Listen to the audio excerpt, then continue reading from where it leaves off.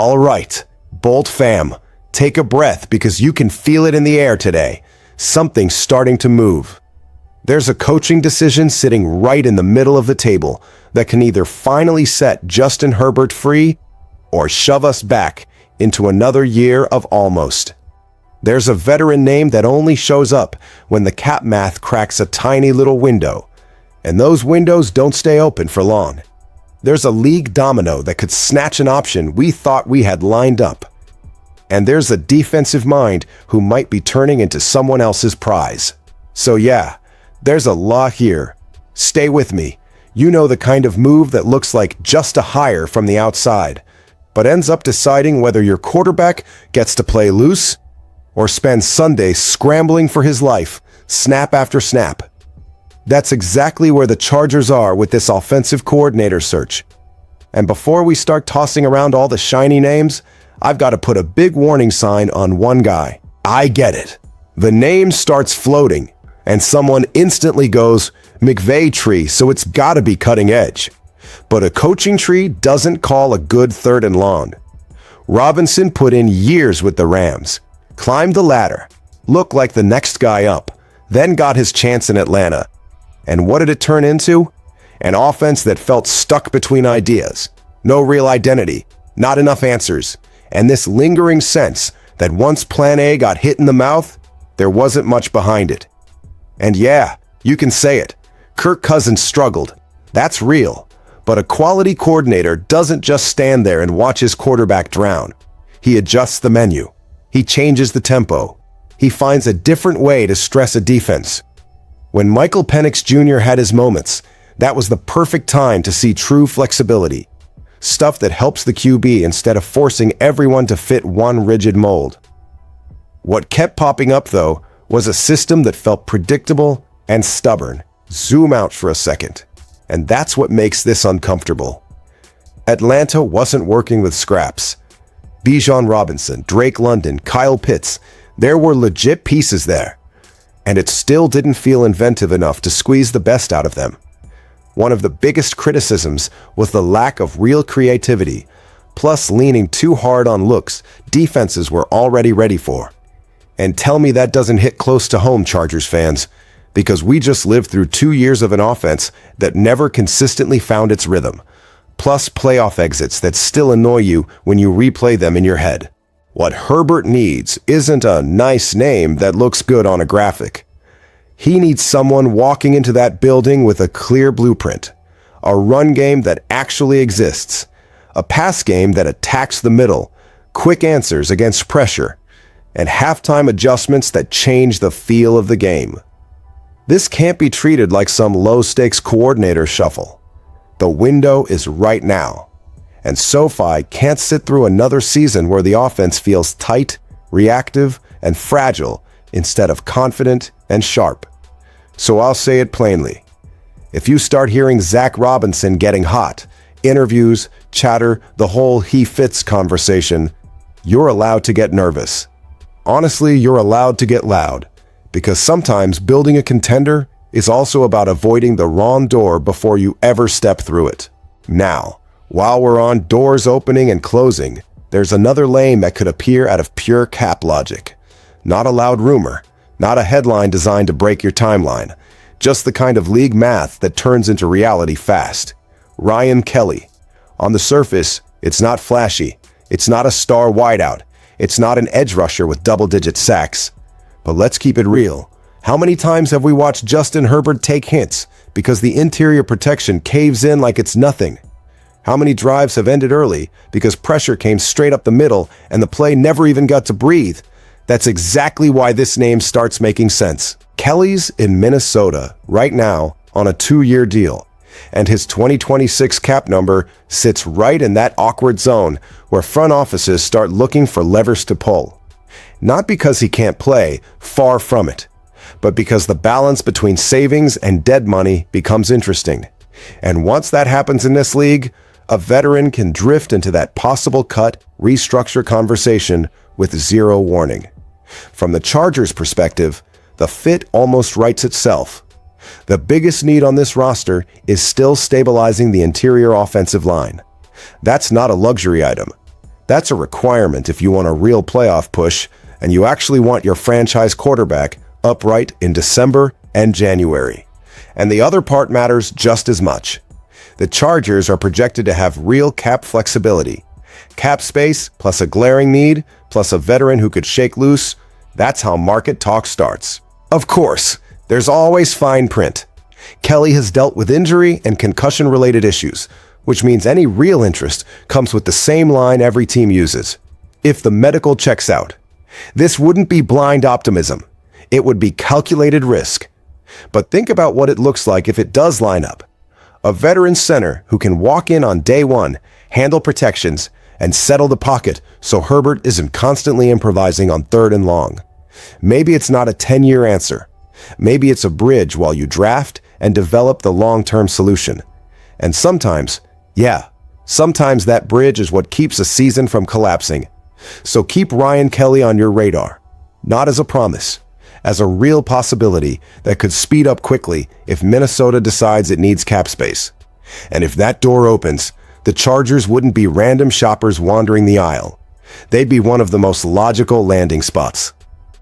And if you're leaning in now, good. Because the next part is the frustrating part. The stuff you can't control. Other teams moving pieces that reshape your whole offseason. This is where you remember it's not only about what the Chargers want. One team makes one move and suddenly the board looks different. That might be happening right now with Brian Callahan. Callahan already met with the Chargers, and that wasn't some courtesy chat. Before the messy head coach run in Tennessee, he was viewed as a legit offensive mind, the kind of coach tied to big production with Joe Burrow in Cincinnati.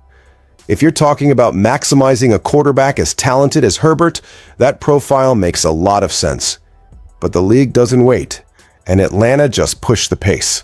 With Kevin Stefanski stepping in as the Falcons' head coach, the word is Callahan is expected to be in the running to become Stefanski's offensive coordinator. And if that plays out, it basically pulls Callahan off the Chargers board without the Chargers doing anything wrong. Is losing Callahan a disaster? No. But it tightens the lane. It adds urgency, real urgency. Because once an option disappears, everything starts feeling louder. The timing matters more. The next decision matters more. That's just how it goes. The Chargers have an interview lined up with Mike McDaniel early next week. But here's the wrinkle. McDaniel is also meeting with the Raiders for their head coaching job on Monday. And if Las Vegas goes hard and McDaniel decides that's the move, there's a world where he never even gets to at Chargers interview. Suddenly, you're staring at a board that's thinner than you wanted it to be. At that point, Brian Daboll becomes the cleanest big name left in the mix, while other paths start leaning internal, like quarterbacks coach Shane Day and passing game coordinator Marcus Brady. Good football people, real coaches. But choices like that are always going to split a fan base because everyone starts imagining different outcomes. And that's exactly why the Chargers jumped into this market early. After years of failing Herbert, getting stuck in a cycle of we missed out and we pivoted is not where you want to be. This job is too important. The wrong hire can keep the offense bogged down in the red zone, living on prayers and chunk plays instead of building actual rhythm you can trust. And when the offensive margin gets tighter, the defense ends up carrying more weight. Which brings us to the part that could quietly reshape the identity of this team. There's a very real chance the Chargers have to replace Minter this offseason. And if that happens, it's not failure. It's the league recognizing what he's done. When your coordinator becomes a hot head coaching candidate, it means other franchises are trying to grab what you built. Minter came in and, without a bunch of noise, turned a defense that wasn't built on expensive stars into a top 10 unit. That doesn't happen by accident. That's scheme. That's teaching. That's players knowing where to be in zone concepts, mixing coverages, disguising looks, and making quarterbacks hesitate just long enough for the pass rush to get home. When a coordinator has that kind of impact, the question becomes when, not if. Now, here's what matters most. Jim Harbaugh isn't a head coach who loves starting over. He values continuity. He values trust. He wants coaches who already speak the same language. So when Harbaugh says publicly they'll look internally and externally for a replacement if Minter leaves, that's not just press conference filler. It's a tell. And that tell points straight at Steve Clinkscale. Clinkscale isn't a national headline guy, but inside the building, he's huge. He came over with Minter from Michigan, he knows the system inside and out, and he's already shown he can develop players in the secondary. Look at what that group has been able to pull out of guys. Dante Jackson came in on a manageable deal and became important. Tony Jefferson was basically out of the league and suddenly mattered again. R.J. Mickens, a late-round pick, gave you real snaps. Cam Hart, same story. That's not luck. That's coaching doing its job. And the Chargers need that more than ever, because this roster isn't going to wake up tomorrow as an all-star defense. The path is maximizing what you already have and building chemistry in a system players actually understand. If Minter leaves and Clinkscale steps up, you don't lose your identity. You don't lose the language. You don't spend September looking confused. You keep structure. You keep momentum. And I'll add this. If the offense is changing coordinators, the defense staying steady becomes even more important. You do not want both sides of the ball relearning everything at the same time. That's how teams start slow and spend half a season searching for themselves. Harbaugh knows it. The league knows it. This looks like a franchise trying to avoid chaos instead of reacting to it after the fact. Timing still matters. If Minter stays another year, that's a win. If he goes now, the Chargers don't look caught off guard. And that's what good organizations do. They have an answer lined up before the fire starts. When you stack it all together, this offseason isn't about empty noise. It's about decisions that show up in September. The right offensive coordinator can finally let Herbert breathe. The wrong one can lock the offense back into survival mode. A veteran center could change the feel of the offense without ever being a splash. A league domino could steal a candidate and test how fast the Chargers can move. And a smart internal choice on defense could be the difference between continuity and chaos. So, I want it from you. Which of these moves makes you feel the most confident? And which one has you staring at the ceiling at night? Drop your take in the comments.